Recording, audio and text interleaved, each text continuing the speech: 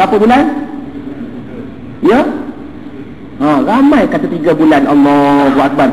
Sin lagi. Dah.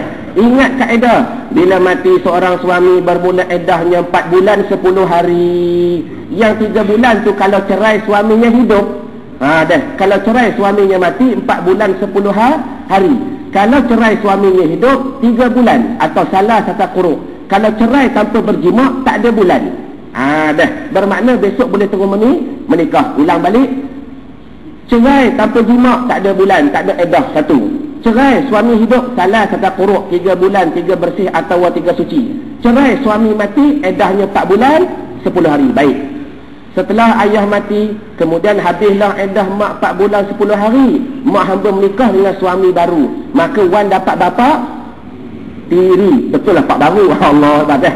Pada istilah kita panggil bapa tiri. Jaga hukum. Banyak yang tak lepas masalah ni. Kemudian bapa tiri hamba berjimak dengan mak hamba. Mak hamba beranak lagi seorang adik perempuan. Maka hamba dapat adik tiri macam mana? Satu ibu. La ilaha illallah. Ni hamba kata ramai tak kena adik-beradik ni. Allahumma salli ala Muhammad. Dah. Ingat kaedah.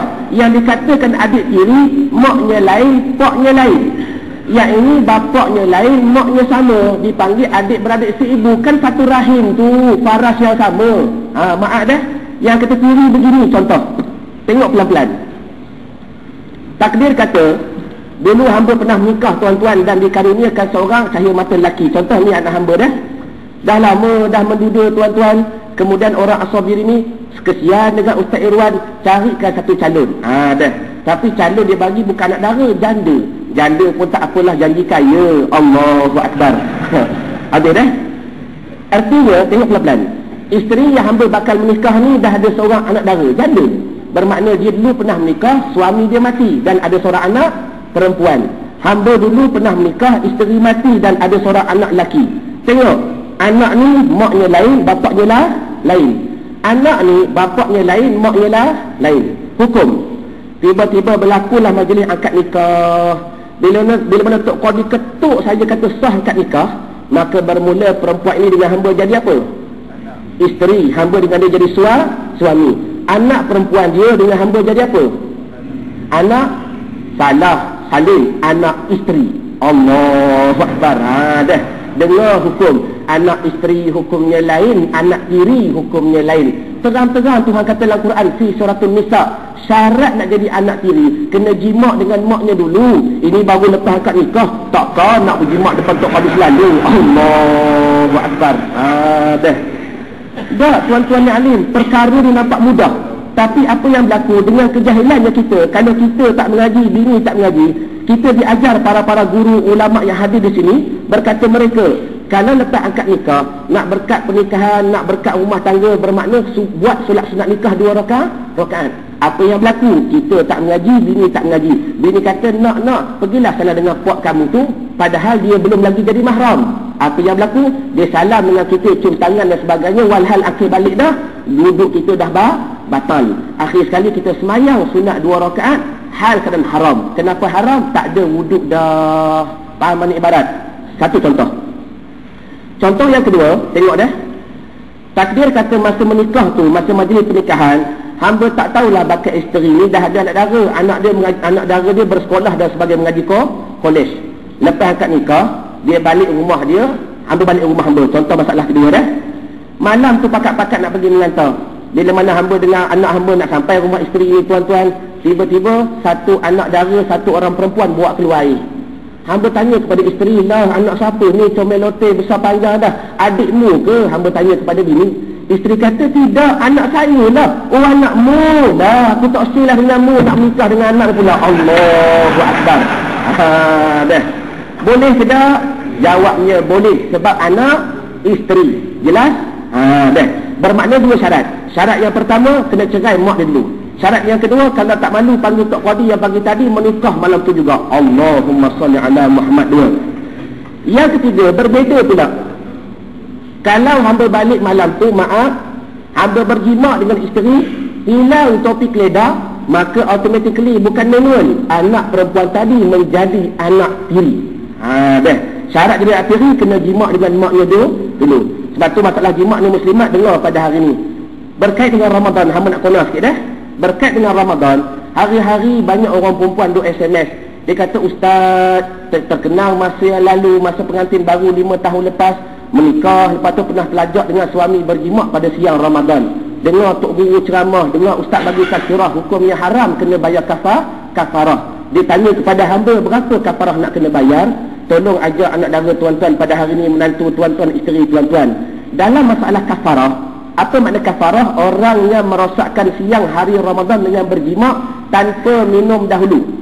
Bagi kaedah selalu, kalau dia minum baru berjimat, tak kena kafarah.